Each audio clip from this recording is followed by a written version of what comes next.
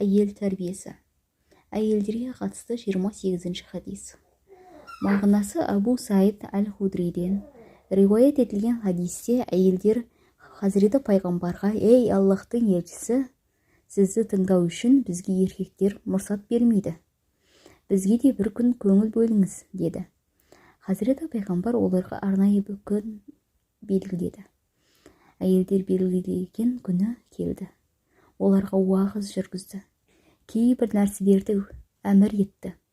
Оларға айтқандарының бір бөлімі мұна төмендегідей еді.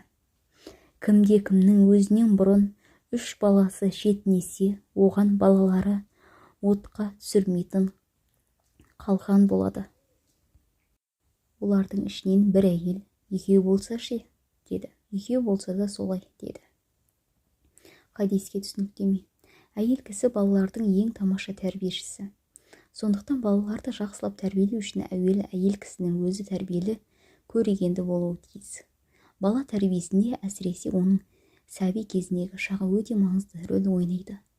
Ол өз бойында жоқ қасиеттерді баласының бойына беруіне де болады.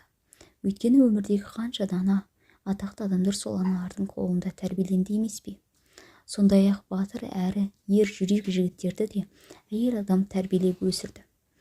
Көрегенді ибалы әйел күйеуінің де көңілін табады. Оған қолғабыс көрсетеді. Хазіреті пайғамбар Хадиша жайында былай деген: «Аллахтың атымен ант етемін. Аллах тағала маған Хадишаның хайырлы әйел берген.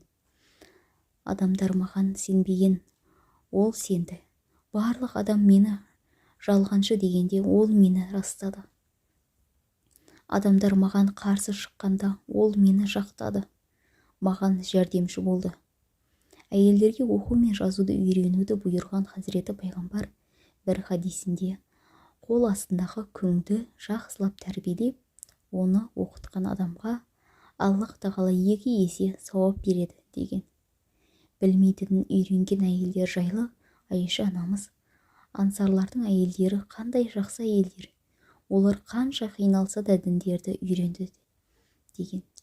Хазіреті пайғамбар Мәдинада тұратын әйелдердің дінге деген қызығушылығының әрі үйренеміз деген талаптарына байланысты оларға аптасына 1 күн уақытын бөлген.